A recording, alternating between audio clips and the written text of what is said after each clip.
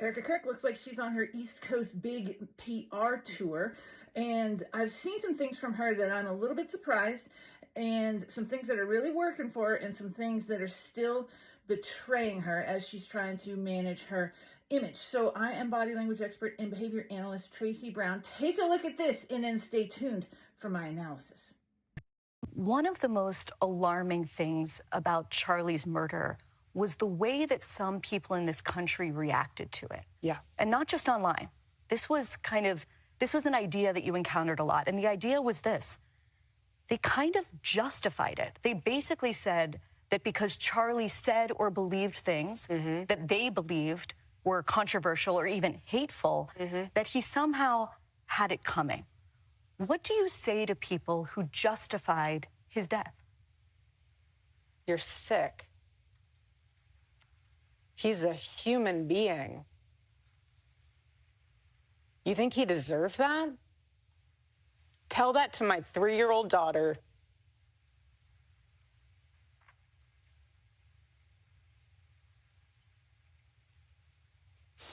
Excuse me. You want to watch in high res the video of my husband being murdered and laugh and say he deserves it? There's something very sick in your soul, and I pray that God saves you. I pray, because that is what is so wrong.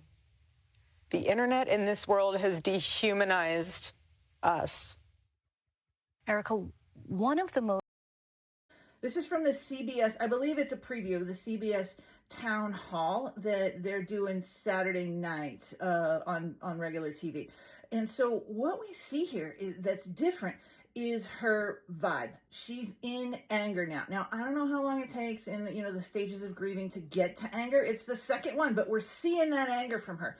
And there's something else that's going on, and that is that I believe, and y'all can tell me what you think here, I believe her Botox is starting to relax a little bit. So we're seeing her able to access that anger, right? Because where the body goes, the mind is going to follow.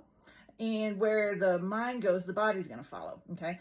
And so when you freeze this area, a lot of times you can't access anger at all, or very, very mildly. And so here we see it starting to loosen up, and we can see those lines. We can hear it in her tone. And so this is really different than what we've seen from her before. Now, here is where things get a little bit interesting for me. And that is that, she's a crier, okay? Totally justified, not saying anything bad about that.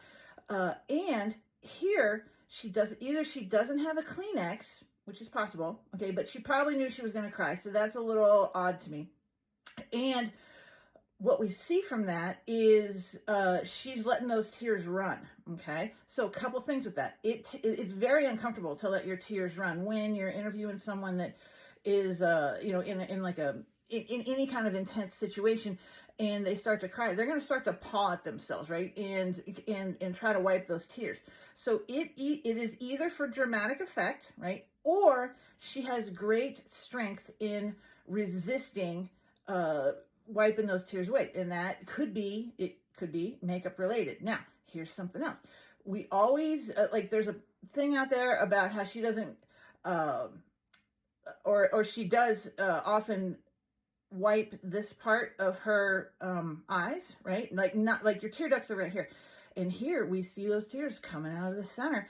And so I think to all the speculation, that those weren't real tears prior, I think we're seeing some things here that says, yes, it is. And is she maybe trying to even prove that by not wiping away her tears? I don't know. But that's what we see here. And so when you want to know more cool tips and analysis like this, go up here to my profile. And the first link under the red arrow is my newsletter. I'll send you tips like this and a lot more in your inbox once a month. TB.